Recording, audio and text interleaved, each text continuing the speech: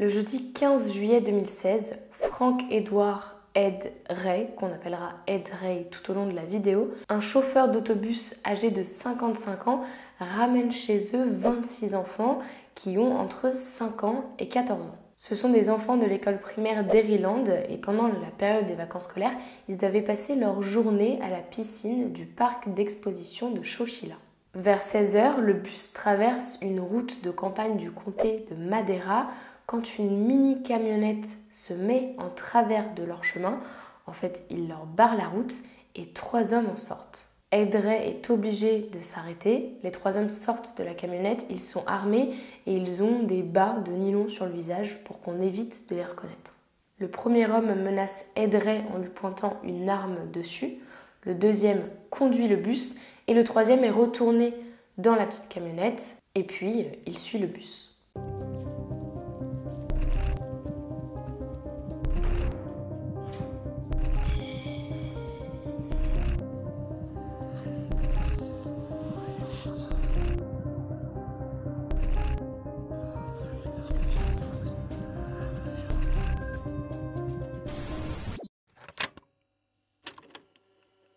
Ils se rendent à Berenda Slough et ils abandonnent le bus dans un fossé. Par-dessus le bus, ils essayent un petit peu de le cacher tant bien que mal avec des broussailles qu'ils trouvent, des morceaux de bambou. Ils avaient déjà prévu leur coup puisqu'à cet endroit où ils laissent le bus, ils récupèrent une deuxième camionnette dans laquelle ils forcent Ed Ray et les enfants à monter. Ce sont 11 longues heures de trajet qui débutent puisque dans les 2 camionnettes, les enfants et Ed Ray ne voient rien. Ils avaient préalablement peint les vitres en noir. Personne ne peut les entendre puisque les 2 camionnettes ont été insonorisées. Ils sont tous entassés debout, ils n'ont pas d'eau, ils n'ont pas de nourriture. Autant vous dire que dans ces conditions, les 11 heures de trajet ont dû être les plus longues heures de leur vie. Certains des 26 enfants se sont fait pipi dessus, d'autres ont même vomi puisqu'ils avaient le mal des transports et qu'en plus ils étaient entassés comme des animaux à l'arrière des camionnettes. Les 3 ravisseurs n'ont absolument pas pris le temps de faire des pauses. Vous en doutez certainement. Il conduit jusqu'à la carrière California Rock Gravel qui est située à Livermore. C'est à peu près à 180 km de l'endroit où les enfants avaient passé la journée. Ce n'est que le lendemain matin qu'ils arrivent à cette destination et les 3 hommes forcent les enfants à descendre des camionnettes, des fourgonnettes, pour rentrer dans un camion de déménagement. Alors là, il faut que je vous explique un petit peu plus en détail. Dans la carrière, ils avaient creusé un trou et dans ce trou, ils avaient mis un ancien camion de déménagement qui était là d'ailleurs depuis novembre 1975. C'est pour vous montrer à quel point ils avaient vraiment prévu leur coup. Et donc, ce camion de déménagement est enterré. Ils demandent aux enfants et à Ed Ray de descendre dans ce camion de déménagement. Puis, ils le referment, ils enlèvent l'échelle par laquelle ils sont descendus. Et ils ont pour but de tout enterrer. Donc d'enterrer vivants les 26 enfants et Ed Ray. Ils avaient un peu transformé le camion de déménagement en un bunker souterrain puisqu'ils avaient mis des matelas, des toilettes, enfin des toilettes, c'est vite dit parce que c'était pas vraiment des toilettes. Ils avaient laissé un petit peu d'eau et de nourriture et ils avaient fait un système de ventilation. Le but des 3 hommes, ce n'est pas que les enfants meurent, non, au contraire, ils veulent les utiliser pour demander une rançon. Lorsque les enfants rentrent dans le camion, ils notent leur nom, leur prénom et leur âge et ils le notent sur un papier de burger qui est vide. Et ils récupèrent aussi un vêtement de chaque enfant pour avoir une preuve qu'ils ont bien les enfants en otage. Comme je vous l'ai dit, lorsque tous les enfants sont à l'intérieur, ils retirent l'échelle et puis ils recouvrent la trappe d'un lourd morceau de tôle. Et par-dessus ce morceau de tôle, ils placent 2 batteries, des batteries industrielles qui pèsent 45 kg chacune. Et ensuite, ils mettent 1 mètre de terre. Autant vous dire que pour en sortir, c'est pas si facile. De leur côté, les parents des enfants commencent un petit peu à s'inquiéter. Ils n'ont pas eu de nouvelles de leurs enfants alors qu'ils sont censés être déjà revenus. Et à 18 h, la police est prévenue.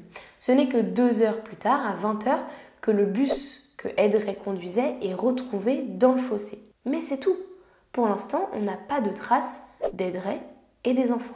Et les organisateurs responsables de la journée ne savent absolument pas ce qui a pu se passer. Durant 16 heures, les enfants et Ed Ray ont vécu l'enfer. Ils ont tout tenté pour essayer de s'échapper. Je le rappelle, les enfants ont entre 5 ans et 14 ans. Donc le petit de 5 ans, il va pas vraiment pouvoir aider. C'est aussi ce qui complexifie leur évasion. Ils décident même d'empiler tous les matelas qu'ils ont pour essayer d'atteindre le haut du camion. Et l'enfant qui avait 14 ans, il a une idée. Cet enfant, c'est Michael Marshall. Il décide d'utiliser un bout du sommier, un morceau de bois du sommier qui était là, il le casse, pour essayer de faire une sorte de levier au niveau de la trappe et pour l'entrouvrir un petit peu. Il se dit que s'ils arrivent à l'entrouvrir, peut-être qu'ils pourront passer une main pour essayer de dégager ce qu'il y a au-dessus. C'est ce qu'ils font. Avec cette ouverture, Ed Ray et Michael parviennent à déplacer ce qu'il y a au-dessus de la trappe, à déplacer les batteries. Ensuite, ils enlèvent toute la terre et ils arrivent à s'échapper.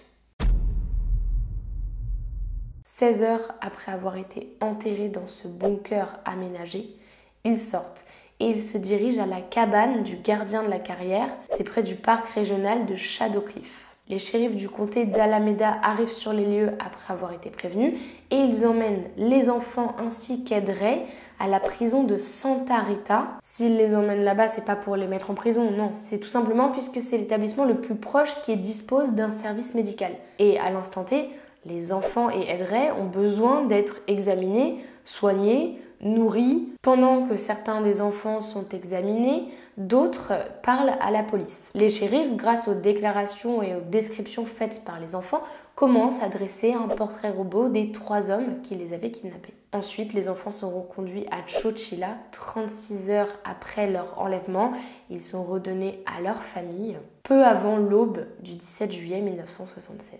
Mais alors, pourquoi les 3 hommes ont-ils fait ça ? Comme je vous l'ai dit auparavant, leur idée première, c'était de demander une rançon à chacun des parents. Leur plan est très vite tombé à l'eau. En effet, le 16 juillet, les lignes téléphoniques du département de police de Chowchilla ont été complètement saturées. Les parents des enfants qui appelaient pour demander où ça en était, mais aussi les médias qui voulaient s'emparer de l'affaire. Les 3 hommes n'ont donc pas pu demander les 5 millions de dollars de rançon qu'ils espéraient. Et comme c'était saturé, ils se sont dit bon, c'est pas grave, on va attendre un petit peu, on va faire un break, on se repose. Et dès qu'on se réveille, on appelle de nouveau et on essaye d'avoir quelqu'un pour demander une rançon. Ce qu'ils n'avaient pas prévu, c'est que plus tard, dans la soirée, lorsqu'ils se réveillent, ils découvrent aux informations que les 26 enfants qu'ils avaient kidnappés et Ed Ray, ils sont sortis du bunker. Donc ils peuvent plus vraiment demander de rançon. L'enquête a révélé à l'époque que c'est devenu la plus grosse histoire d'enlèvement aux États-Unis. Et elle aurait été en partie inspirée par le film Dirty Harry. Une fois que les enfants sont à l'abri, qu'ils sont rendus à leur famille, le FBI commence immédiatement l'enquête et se rend sur les lieux, ils se rendent au niveau de la carrière. Grâce à Ed Ray qui accepte d'être hypnotisé, les policiers ont une plaque d'immatriculation. C'est la plaque de l'une des 2 camionnettes qui a emmené les enfants jusqu'à la carrière. Et en recherchant, ils se rendent compte que cette plaque d'immatriculation appartient à un certain Fred Woods. Frederick Newell Woods IV, qui est âgé de 24 ans, est le fils de Frederick Nickerson Woods III, qui lui est propriétaire de la carrière California Rock and Gravel. On commence donc à avoir un petit peu le lien entre celui qui conduisait la camionnette, enfin du moins celui à qui la camionnette appartenait, et la carrière. En fin de compte, c'était tout simplement le fils du propriétaire de la carrière. Donc assez facile d'y aller, de creuser un trou sans être hors la loi, puisque les terres appartiennent à son père. Woods est porté disparu et le FBI lance une alerte le concernant. En fouillant dans le casier de Wood, mais aussi de ses 2 amis qui l'accompagnaient, les frères James et Richard Schoenfeld, qui sont âgés respectivement de 24 et 22 ans et qui sont fils d'un podologue très réputé, les autorités se rendent compte qu'ils ont déjà été reconnus coupables de vol de véhicules à moteur pour lesquels ils avaient été condamnés à une probation. Le FBI n'attend pas plus que ça. En plus de l'avis de recherche qui a été émis contre Woods, ils en lancent un contre les 2 frères. Le FBI obtient un mandat de perquisition pour Hawthorne. Hawthorne, c'est le domaine de Woods qui est situé dans la vallée de Portola. Dans la chambre de Woods, il découvre plein de choses qui sont intéressantes. Déjà, il découvre des journaux qui se rapportent à des affaires de kidnapping. Ensuite, il découvre un brouillon sur lequel étaient écrits des notes sur comment demander la rançon.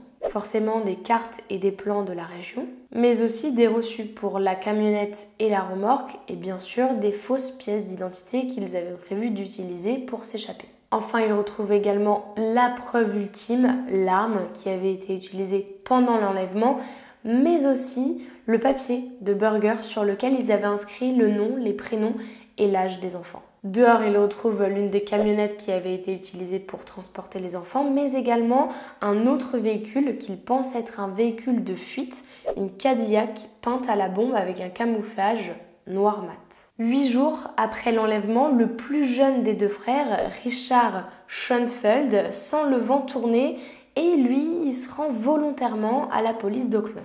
2 semaines plus tard, c'est son frère James qui décide de se rendre. Cependant, Woods, lui, il veut pas se rendre. Mais bon, le karma le rattrape bien vite puisqu'il est arrêté le 29 juillet alors qu'il était à Vancouver, en Colombie-Britannique. Lui, il n'avait pas perdu de temps, il avait déjà pris la fuite avec des faux papiers. Un an après les faits, en 1977, les 3 hommes plaident coupables pour enlèvement en vue de demander une rançon. Cependant, ils plaident non coupables pour coups et blessures corporelles et ils sont condamnés à la prison à vie. Ils ont de la chance puisque leurs condamnations ont été annulées par la cour d'appel. Je vous explique. La cour d'appel estime que les blessures physiques subies par les enfants, qui étaient principalement des coupures et des contusions, ne répondent pas aux normes de coups et blessures qui ont été initialement décrites par la loi. Quoi qu'il arrive, ils sont tout de même condamnés à la réclusion à perpétuité sans possibilité de libération conditionnelle. En même temps, ils ont quand même kidnappé 26 enfants et un adulte. Richard Schoenfeld a été libéré en 2012 et son frère James a été libéré sur parole le 7 août 2015. Plus tard, James Schoenfeld a déclaré « Nous avions besoin de plusieurs victimes pour obtenir plusieurs millions. Et nous avons choisi des enfants parce que les enfants sont précieux. L'État serait prêt à payer une rançon pour eux.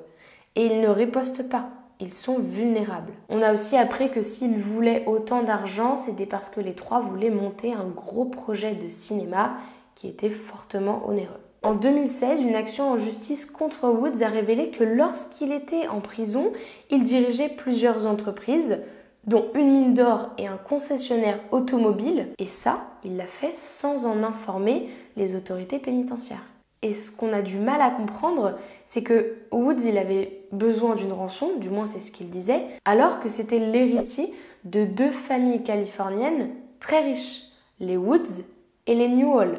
Il aurait hérité de ses parents d'un fonds valant 100 millions de dollars. Bon, cette information a été contestée par son avocat. Après avoir appris ça, les familles des victimes étaient très en colère et selon l'une des familles des victimes, Woods les aurait dédommagés assez pour payer une thérapie sérieuse, mais pas assez pour une maison, alors qu'il avait beaucoup d'argent.